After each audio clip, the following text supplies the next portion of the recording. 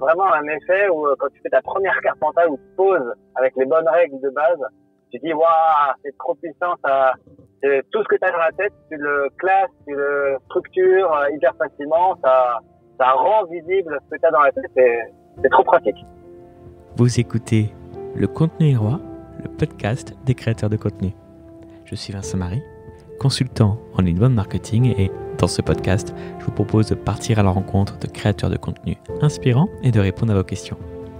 Aujourd'hui, vous l'aurez deviné, on va parler de carte mentale avec Benoît Dandine.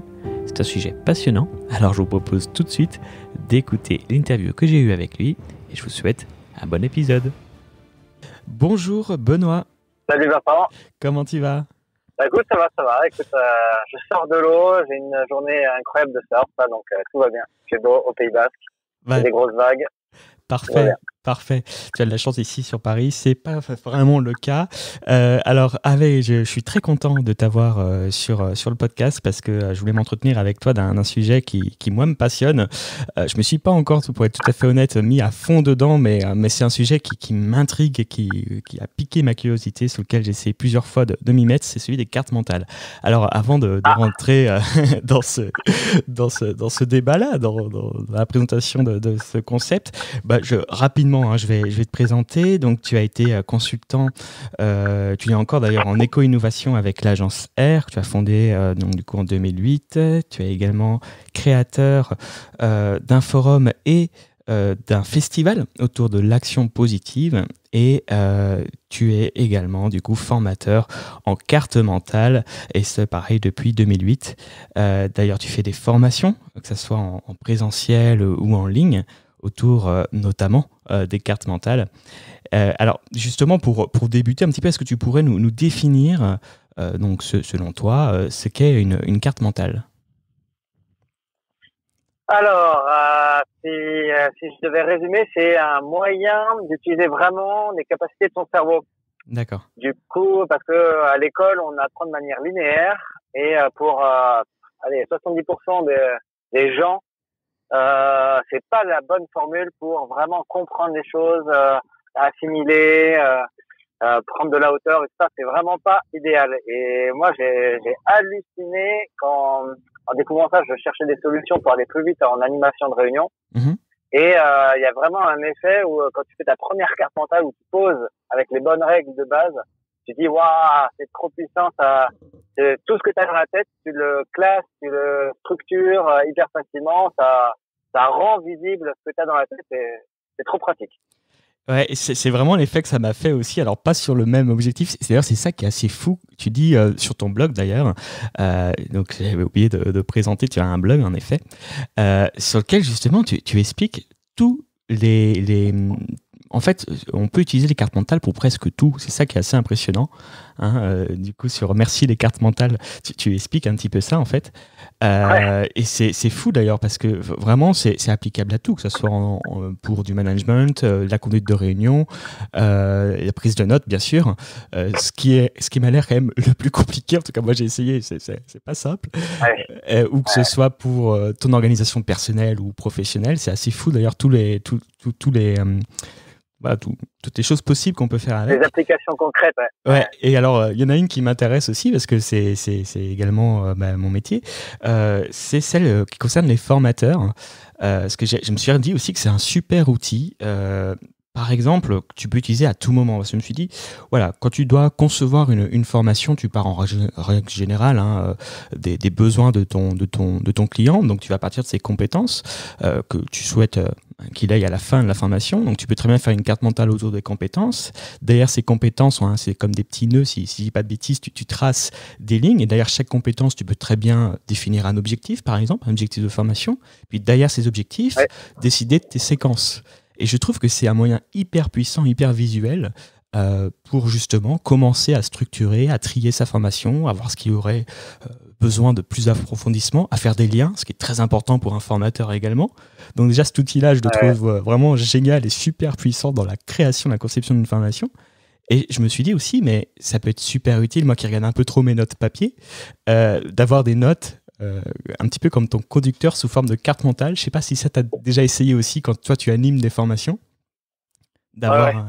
Carrément. Ouais, je suis un fan.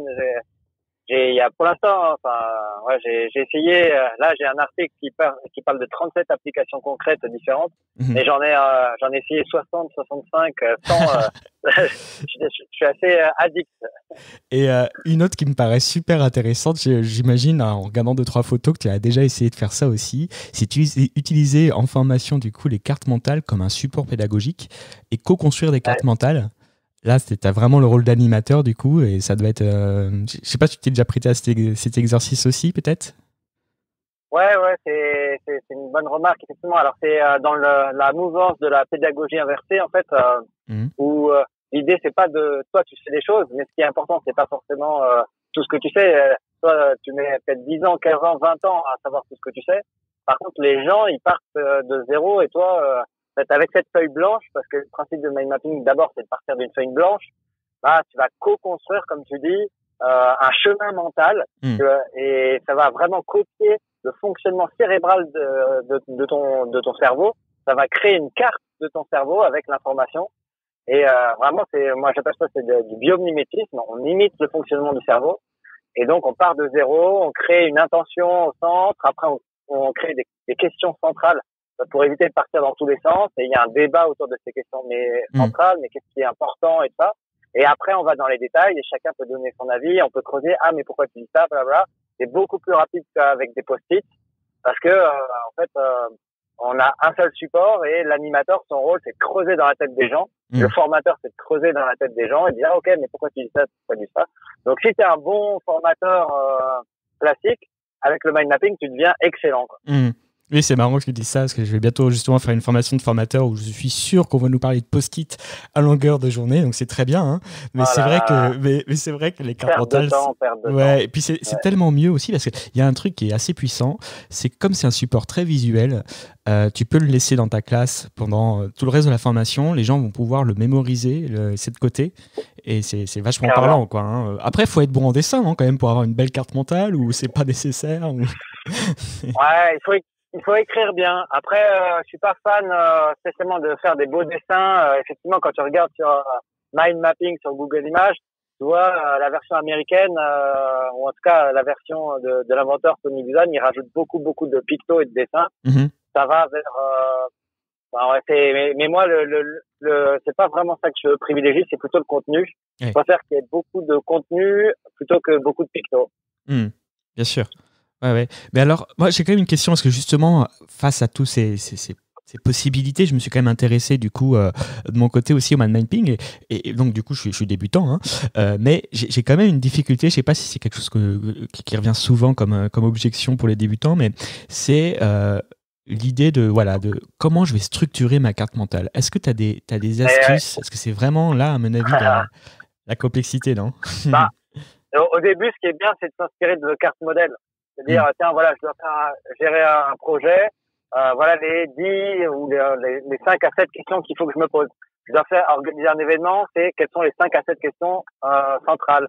Je dois faire une formation, voilà, et utiliser des cartes mentales et commencer à se former, à se dire, mais en fait, à chaque fois que j'ai une question, enfin que j'ai un projet, une idée de ça, c'est quoi les questions structurantes. Et c'est vrai que c'est une habitude à prendre, qui est un peu difficile au début parce qu'on est on n'apprend pas ça à l'école et même maintenant ça ne fait que débuter, alors que dans les pays du Nord, Finlande et ça ils l'utilisent beaucoup. En Asie ça cartonne, mais nous en France pour l'instant c'est toujours un peu timide.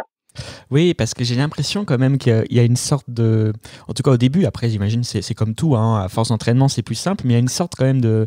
Comme tu dis, on a nos habitudes, on nous a pas appris à réfléchir comme ça, et il y a aussi une charge mentale assez forte, c'est-à-dire qu'il faut quand même se concentrer pour arriver à commencer à... C'est une tâche qui nécessite beaucoup de concentration. Toujours, quand même, alors c'est avec l'habitude, je me rends forcément plus compte, mais même effectivement les gens sont plus habitués avec Internet, avec les smartphones, etc., tu zappes de tâche en tâche en permanence. Et du coup, c'est difficile de te concentrer, d'être actif pendant un moment. Et là, le mind mapping, ça t'oblige à fonctionner avec ton cerveau, à être actif. Et suivant le sujet, ça peut durer 5 minutes, comme ça peut durer... moi, je mappe un livre de 250 pages en 1 heure. ça me demande beaucoup d'efforts. Je le fais le matin parce que je suis le plus frais. Mais en 1 heure, j'ai mappé un livre en entier. Et après, je suis trop content d'avoir cette carte de l'intégralité d'un livre. Alors justement, je voulais revenir à ça parce que c'est une des choses que tu proposes dans une de tes formations. Je trouve ça assez impressionnant. Moi, je voulais partir du fait que c'est assez triste d'ailleurs dit comme ça, c'est un peu sec, mais on nous apprend en tant que formateur justement qu'on retient 10% de ce qu'on lit. Ça fait un peu, moi ça me fait du mal. Hein. Et j'imagine du coup que en créant ta propre carte de ce que tu lis, non seulement tu retiens mieux parce que tu fais des notes, donc tu es actif, hein, mais en plus, alors là, c'est plus avec cette technique-là. Alors, je ne sais pas s'il y a des études qui disent quand tu mappes un livre, combien de pourcents tu retiens, mais ça, le bon doit être extraordinaire. Ouais, c'est beaucoup mieux que lire juste, parce que lire, on retient pas, c'est vraiment un mythe total. Donc, quoi qu'il arrive, c'est 1000 fois mieux. Par contre, c'est pas ça l'important forcément de tout retenir, parce que finalement, retenir, si tu lis beaucoup de livres comme moi, je peux pas retenir chaque livre de A à Z, c'est pas la peine. Et puis, alors que quand tu as ta map en une page d'un livre, quand on a besoin, je sais que hop, j'ai un lancement de produit à faire, je vais aller voir the Product Launch Formula dessus. Quand je vais une formation à faire, je vais aller regarder ma map de formateur pro, le livre qui est super bien. Enfin, je sais que en 5-10 minutes, j'ai l'intégralité d'un livre qui me revient en tête, sur lequel après je vérifie, ok, ça j'ai bien mis, ça est-ce que j'ai bien mis en place, ah tiens, ça j'avais oublié et tout. Donc c'est un pense-bête intelligent. Et alors, ce qui est génial aussi, c'est que si tu le souhaites, en tout cas, en tant que créateur de contenu, tu peux la partager facilement, cette mind map, du coup, pour vraiment apporter une grosse valeur ajoutée.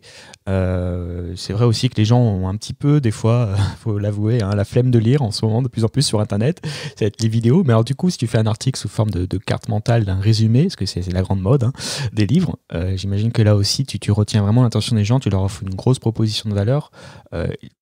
Toi-même, du coup, ça te permet de mieux comprendre le livre et de mieux le mémoriser. Donc, c'est vraiment du gagnant-gagnant. Et c'est vrai que tu as raison. C'est étonnant. Je vois assez peu, au final, de formats de ce type. On voit énormément d'infographies, mais en France, on voit pas encore énormément de cartes mentales. Ça pourrait être quand même quelque chose d'intéressant aussi à partager, quoi, dans sa création de contenu. Alors, à partager, c'est difficile parce que c'est ta carte, c'est toi qui l'as fait. Et c'est pas un outil de communication. Alors, dans le sens où tu peux pas donner ta carte d'un livre que tu fais. Parce que c'est toi qui as réfléchi, ça serait contre-productif. Tu l'as dit tout à l'heure, il faut être actif dans le processus d'apprentissage. Et là, tu reviens à la même chose que lire de manière passive. Alors tu peux refaire une carte à partir de la carte, mais comme c'est une synthèse, tu vas passer à côté de choses. Ouais. Donc moi, ce que je fais, et ça revient à ce que tu disais tout à l'heure, quand je donne une formation ou là, j'ai aussi un produit qui s'appelle des livres pour passer à l'action, où en fait, j'explique ma carte. J'ai la totalité du livre et j'explique. Il y a non seulement au niveau visuel, tu peux voir le cheminement, les questions principales et tout ça, mais après tu peux faire des notes supplémentaires si tu imprimes la carte, etc. C'est beaucoup plus pratique. Parce que sinon, c'est ta façon de penser, elle n'est pas tout à fait la même que celle de ceux qui t'écoutent, quoi. Ouais.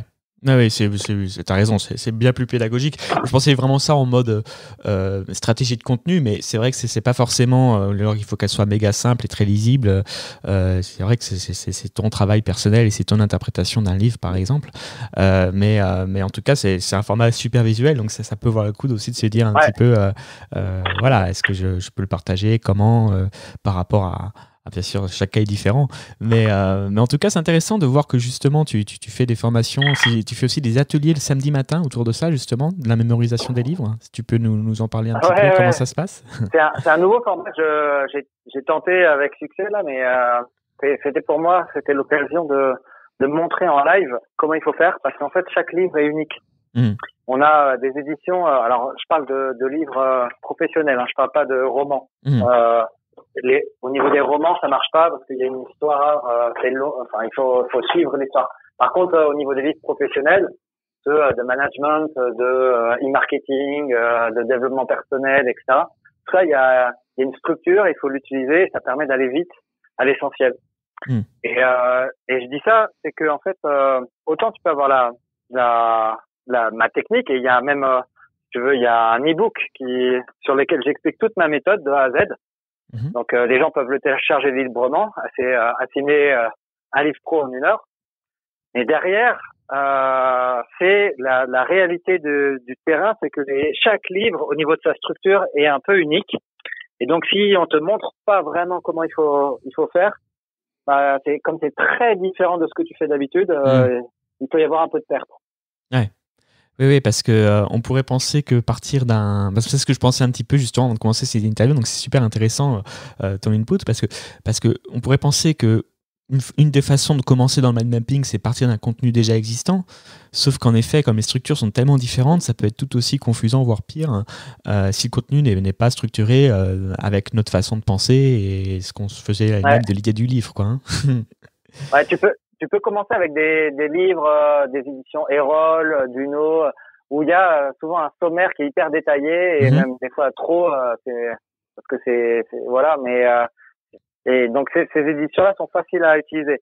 Par contre, dès que ça commence à être un peu du développement personnel fait par des anglo-saxons, etc., où là ça devient plus compliqué. C'est pour ça qu'il y a la masterclass en live où au niveau pédagogique, donc tu vois en direct comment il faut faire. Et puis surtout, tu as les feedbacks que j'aime bien, que t'as pas forcément avec les formations en ligne classique où t'es toi tout seul devant ton ordinateur. Là, t'es un groupe, c'est comme si on était tous dans la même classe ou dans le même bureau. Et je pose des questions. Alors là, sur cette phrase-là, quel mot-clé est important? Et en fait, les gens répondent et du coup, ils ont des feedbacks. Ah, mais pourquoi tu dis que ce mot-clé est là important dans cette phrase-là? Ah ouais, pour ça. Ah mais non, mais regarde, est-ce que ça serait pas un autre sens qu'ils cherchent à nous dire et tout. Donc il y a un débat qui se fait et les gens comprennent beaucoup mieux la méthode. C'est super intéressant. En plus, ça donne un exemple concret, en plus d'apporter les savoirs du livre. Et puis, c'est juste, rappelons-le, indispensable pour nous de continuer de lire. Donc, varier aussi un petit peu ces méthodes d'apprentissage, justement, en ajoutant un petit outil qui, en plus, est ludique, j'imagine, quand tu commences à bien le maîtriser. C'est juste passionnant. Vraiment, donc je te remercie en tout cas de ta présence sur le podcast. J'espère que ça aura donné envie aux gens de réaliser des cartes mentales et d'en savoir un petit peu plus. Alors justement, si les gens veulent savoir un petit peu plus, où est-ce que je peux les emmener? Sur ton blog par exemple? Je mettrai le lien. Ouais, sur le blog, merci-lescartesmentales.com. Et pourquoi ça s'appelle Merci les cartes mentales? C'est à la fin des formations en présentiel depuis 2008. Et même rapidement, les gens disaient merci le mind mapping, merci les cartes mentales. D'accord. Et ça les soulageait, ça les décomplexait. Enfin, dès que c'est trop complexe et tout, t'as tout dans la tête, la charge mentale énorme. Là, tu poses tout est structuré. Vraiment, il y a des gens qui deviennent complètement addicts, qui ne jurent que par ça. Alors, ils le mixent dans leur métier. C'est pas, voilà. Mais ouais, vraiment, c'est merci les cartes mentales. Ça m'a soulagé, ça les a soulagés aussi. Ouais. Bah c'est super et vraiment moi je vais essayer de m'y mettre. Là j'ai 2 jours de séminaire qui approchent et écoute, je vais vraiment essayer de prendre mes notes avec parce que il y a toujours énormément d'informations et c'est super intéressant d'avoir ce type de notes et je pense aussi d'être plus attentif à ce qui se passe en vrai puisque du coup tu fais réfléchir ton cerveau à quel concept je mets dans quel nœud et tu es plus attentif que de réécrire bêtement la phrase. Donc je vais essayer de m'y mettre moi aussi et j'espère qu'on aura réussi du coup aussi à convaincre les gens d'aller en savoir un petit peu plus sur toi, sur ton blog. On rappelle aussi tu as un e-book plus les formations en ligne. Donc à télécharger. Voilà, il y a moyen de bien creuser. Je te remercie beaucoup Benoît. Merci Vincent, au plaisir. Merci à toi, à bientôt. C'est tout pour cet épisode, merci de l'avoir écouté. S'il vous a plu, n'hésitez pas à aller directement mettre un commentaire et mettre une bonne note sur iTunes et Spotify. Je vous remercie, je vous dis à très bientôt et n'oubliez pas que vous avez sur l'article que je publierai dans WP Market les liens également dans la description vers le site de Benoît et sur mon article je vous mets quelques petites photos de à quoi peuvent ressembler les cartes mentales de Benoît. Allez, à très bientôt.